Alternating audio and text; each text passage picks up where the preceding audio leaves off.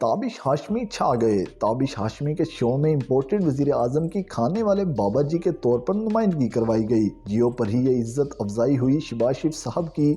जियो पर ताबिश हाशमी एक शो करते हैं जिसका नाम है हंसना मना है। उस शो में एक गेम खेली जाती है जिसमें मेहमानों के सामने एक तस्वीर होती है, लेकिन मेहमानों की आंखों पर पट्टी बांध दी जाती है।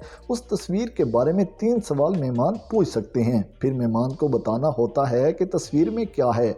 इस पर ताबिश हाशमी ने शहबाज शरीफ साहब की तस्वीर दिखाई, जिस पर मेहमान ने पहला सवाल पूछा कि ये कोई खाने की चीज़ है, जिस पर ताबिश हाशमी ने कहा कि बहुत खाया है, इनके बारे में मशहूर है कि बहुत खाते हैं। जिस पर मेहमान ने कहा कि नवाज शरीफ साहब की तस्वीर है। ताबिश हाशमी बोले बहुत नज़दीक हैं आप, तो दूसरे मेहमान फ़ौरन से बोले कि शहबाज शरीफ साहब होंगे।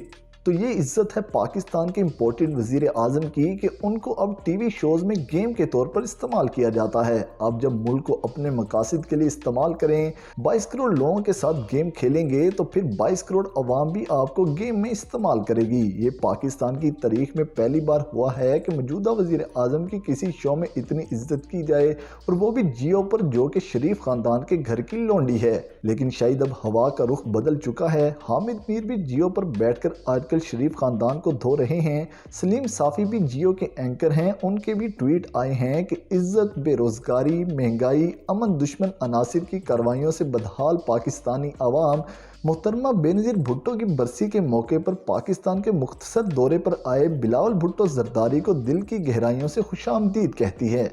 यानी कि इनके अपने लफाफा सहाफ़ी भी इनसे अब थक चुके हैं, वो भी अब बिलावल भुट्टो जरदारी को धो रहे हैं। अब मीडिया पर भी पीडीएम हुकूमत को धोया जा रहा है। इसी तरह गरीदा फरूकी भी पीछे न रही, उन्होंने भी पीडीएम हुकूमत को धो डाला। उनका कहना था कि गैस बहरान की अबतर सूरत हाल, घरेलू सार्फिन तक को गैस नहीं मिल रही, इंडस्ट्रीज बंद हो रही हैं, सर्दियों में बिजली लोड शेडिंग इमरान खान के 4 साल दौर में तो न देखी, अब सर्दियों में भी बिजली की लोड शेडिंग का अजाब है।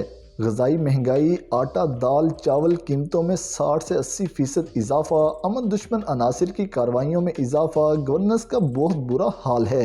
ये गरीदा फरूकी ने इज्जत अफजाई की इस हुकूमत की। अब तो वो मीडिया भी बोल पड़ा है जो पिछले 8 माह से गूंगा बना हुआ था, जिसके मुंह से महंगाई के खिलाफ एक लफ्ज़ नहीं निकलता था।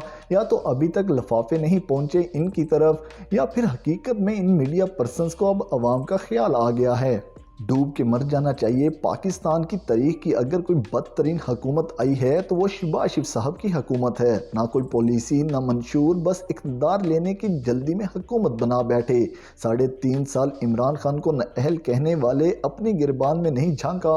अल्लाह पाक ने इसी वजह से इनको हुकूमत दी कि इनको अपनी काबिलियत का पता चल सके, ताकि इनकी गलत फहमी दूर हो जाए कि ये काबिल टीम है। इमरान खान नाअहल हैं। नाअहल के दौर में पाकिस्तान तरक्की की मनाजिल तय कर रहा था, जबकि माहिर तरीन लोगों के आते ही पाकिस्तान दिवालियापन का शिकार है।